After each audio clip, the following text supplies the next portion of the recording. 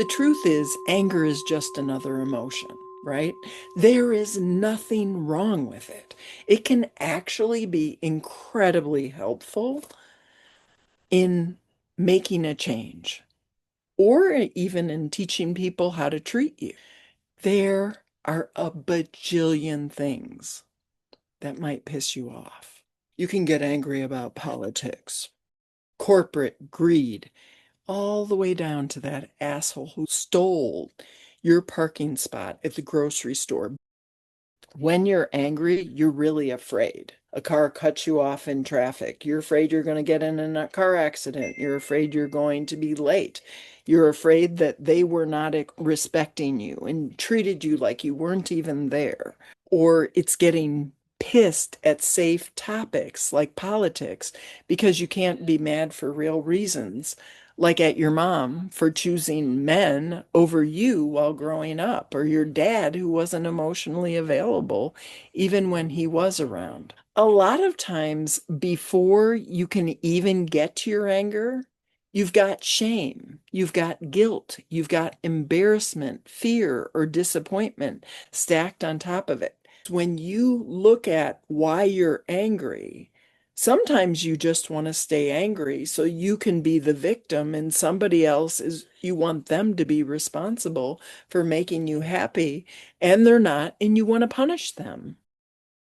There's a difference between unconscious anger and conscious anger.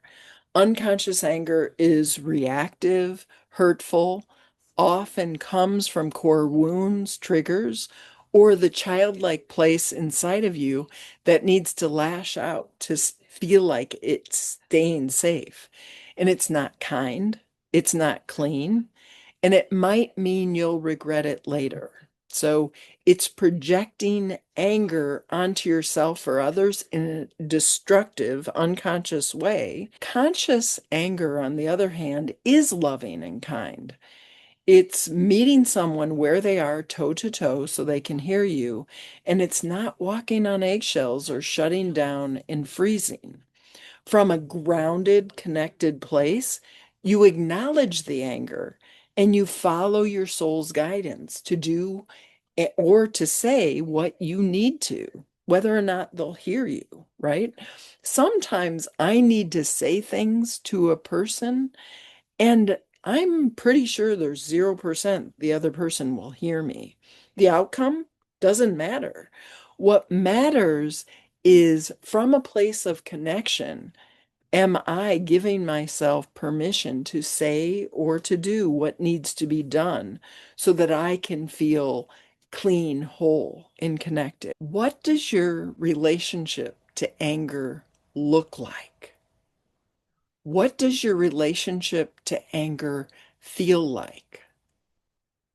And while we're at it, how did your parents deal with anger? What did you learn from them about how to do or not do anger? My mom walked on eggshells. My dad was, I mean, he could be in a really good mood, but you always knew it was going to end and you were going to, like, he was just going to go up in flames. So you tried to control and manipulate him so he wouldn't get angry. So the truth is, anger is just another emotion, right? There is nothing wrong with it. But when you learned anger meant throwing elbows and being cruel to yourself or others, or taking up all the oxygen in the room so no one else could breathe, anger doesn't necessarily feel like an option on your menu. You are not your feelings. You're not any of your feelings. You're not happiness. You're not joy. You're not sadness. You're not grief. You're not anger. Okay? That is not who you are. It does not define you. Often, your feelings are simply showing you what's up for you to heal.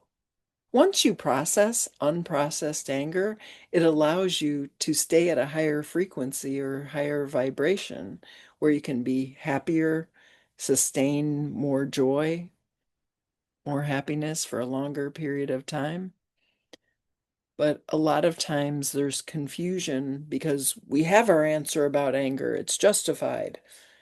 So, why does this topic matter? Because if you don't let yourself get pissed at your parents or fully process whatever you've really been angry about in the past, the energy has to go somewhere.